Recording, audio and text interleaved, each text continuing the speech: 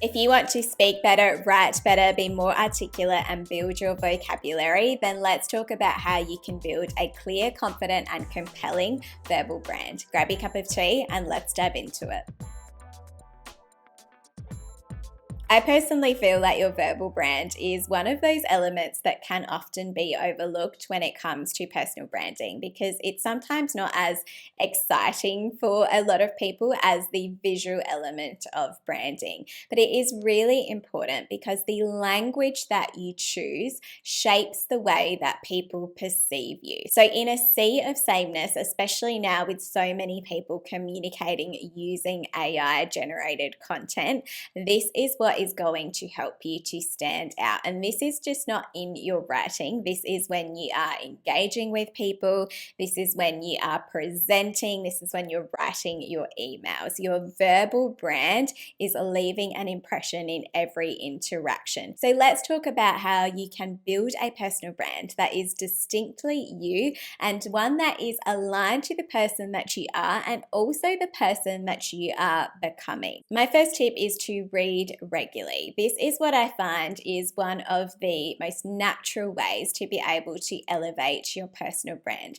There has been research that compared people who read regularly to people who watch TV regularly, and it showed that reading enhances your vocabulary and your communication skills. And as an added benefit, it also improves your problem-solving abilities, your judgment, and your analytical skills as well. So if you read regularly, you will naturally start to communicate better as well. But you don't just want to read regularly, you want to make sure that you are reading actively.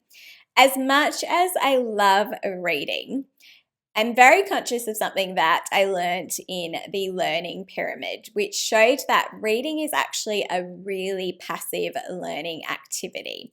So it showed that reading, I think it was the second highest in terms of passive learning when it came to the information that you retain when you read. I think what was above that from memory is lectures, or below that it had the lowest retention, but it was something around 10% of what you read is retained. So now in more recent years when I have been reading, in terms of wanting to improve my vocabulary or at least just appreciating words in general much more than I ever have, and make sure that if I stumble upon words now when I'm reading that I either don't know or I don't fully understand or I like the sound of and would like to use more of but want to understand the context better before I start to do that, I will make sure that I actually look up that definition. So for me, that's easy to do because I read on my iPad, so it's easy to then go into the definition straight away. But if you don't want to have your devices around, you can of course use a regular dictionary as well and start to actually have a more active reading process too. So I really make an effort now to not just skip past things that I don't understand. So I think when we're reading, it's so easy to just read a sentence and go, I don't fully understand that word, and keep reading because you understand the context well enough. But now I try and just make sure that I'm actively trying to understand that, because if you do that enough times, then you are going to build your vocabulary over time in general. But as I mentioned, sometimes this isn't just about words that I don't understand. It's actually sometimes about words that I like the look of or the sound of. So in the last couple of years, I've started to keep a list in my phone of just words that I really like the use of or the look of. And so when I'm reading something or I stumble across something, even if I'm, say, scrolling Pinterest, then I will put that into the words that I find compelling. So if I notice that a personal brand or a brand uses a particular word and it just really resonates with me, then I will just put that into my little bank of words. Because I feel that over time, you'll start to build a clearer picture of what your verbal brand is that you either have naturally or that you would love to progress to. So you're establishing that foundation for the inspiration that you want to have for your verbal brand moving forward. And with this in mind, my next tip is to curate your ideal verbal brand. As I've talked about on this channel before, I love to use Pinterest to explore any sort of ideas that I might have in terms of branding, or to be honest, across every category of my life. As I've talked about, it is my visual second brain. But the thing about Pinterest, even though it is a visual platform, you can still use it relating to words as well. There are some really nice word aesthetics on there, or you can create your own words and upload that. But what I have found is really useful, particularly if you are a visual person. So I'm also a visual person. As much as I love words, I also just like aesthetics and anything visual as well. So what I've absolutely loved doing is creating a board on Pinterest, a subboard that relates to words that I would love to integrate more into my branding, or more into the tone of voice that I would like to have. So over time, you'll start to develop a little bit more of a language style related to your brand. And the great thing about seeing those words really aesthetically on Pinterest is that it will become clearer to you. It's much more exciting than looking at your list in your phone, because you'll see it as almost like a bit of a mood board as to the direction that you want to take your brand, whether that is your personal brand, whether that is the brand that you have for your business. And also keep in mind that this isn't about communicating in a really complicated way. So when I talk about elevating your verbal brand, this isn't about trying to sound smart or trying to sound smarter, because simple communication outperforms complex communication every time. There is actually a real art to simple communication over trying to use more complicated words. However, adding just a few little words that speak to your own creative flair or your own personality, or just infusing slight elements into your communication, switching out different words, for example, for other ones, is going to have a big impact on the overall feel of your personal brand. Now, because I come from a background in marketing and communications and branding, this was one of my favorite parts of developing a brand style guide. It was related to the words that you use, because when you have an understanding of your tone of voice, so for example, you might define 4 or 5 elements of your tone of voice, then you can break that down even further. So what does that sound like? What does that not sound like? And something that I really enjoyed as a part of the more comprehensive style guides that I would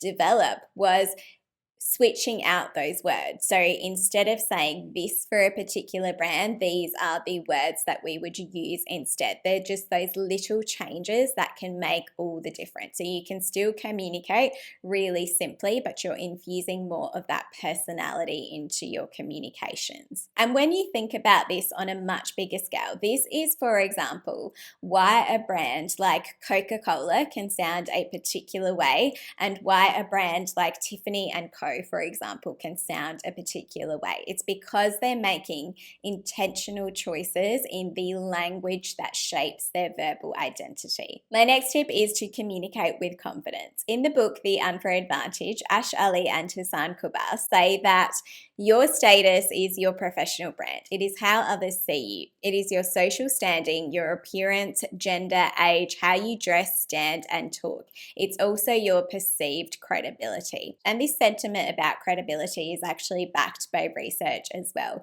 For example, studies have shown that people that come across as more articulate are perceived as having higher intelligence, being more educated, and being more competent, which is going to have obvious advantages when it comes to your professional brand as well, because this is going to enhance your perceived leadership qualities, your credibility, and your persuasiveness as well. One of the ways that you can communicate a more confident personal brand is to work on your active versus your passive language, because studies have shown that active language is perceived as being more confident because it sounds more direct and more in control. One of the key differentiators between a passive voice and an active voice is who performs the action. So when the subject performs the action, then this is an active voice. So you, for example, might say something like, I streamlined the process to enhance efficiency.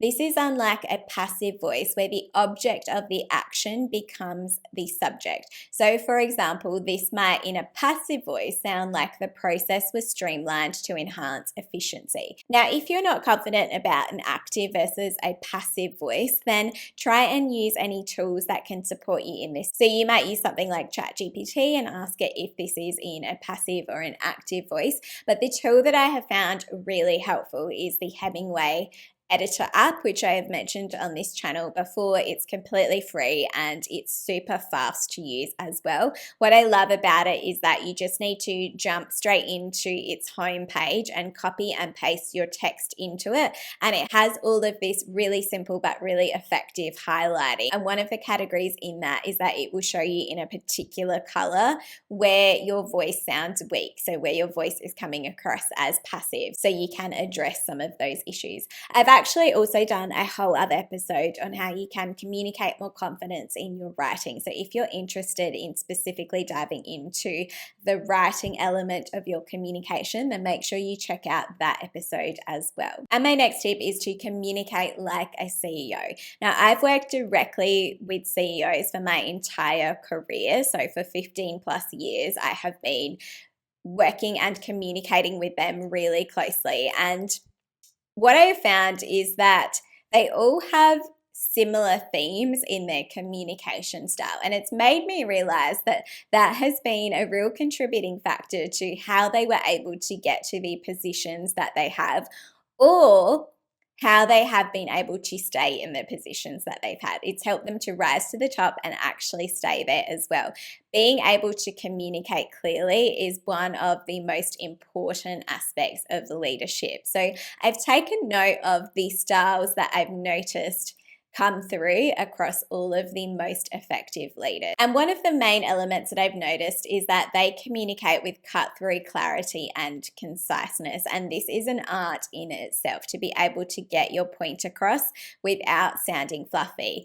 Writing a fluffy email and sending it off is much harder to do than getting straight to the point. And this goes back to the saying that I would have written a shorter letter if I'd had more time. So keep that in mind, is that when you are communicating and you're being really verbose and you're writing in complicated ways, that this is actually a burden on the reader. It takes their time and it takes their energy. This was something that really stood out to me when I read the book Writing for Busy Readers. And this applies whether you are writing emails, whether you're writing reports, whether you're developing presentations. How are you easing that burden on the reader? Just some of the ways that you might like to do this is, for example, remove things like overqualifiers. So instead of saying something like I strongly recommend, just say I recommend. You might also like to remove filler words. So go through your emails and remove words like just or things that aren't adding any value, which also leads to the point about make sure that when you are sending emails or writing reports or developing your presentations, that you remove every word that does not need to be there. Every word should earn its place in your email, for example. Make that as easy on the reader as possible. And also when it comes to your communication, whether it is your verbal communication face-to-face or your emails, you can remove things like unnecessary apologies. So for example, you can skip things like I'm sorry to bother you or I hope you don't mind. And when you cut those phrases, whether it's from your emails or from your face-to-face communication, you're going to come across as more confident in your communication. Now, if you do want to learn more about communicating with confidence, then check out my earlier episode on emailing like a CEO. Thanks so much, and I'll see you in the next episode.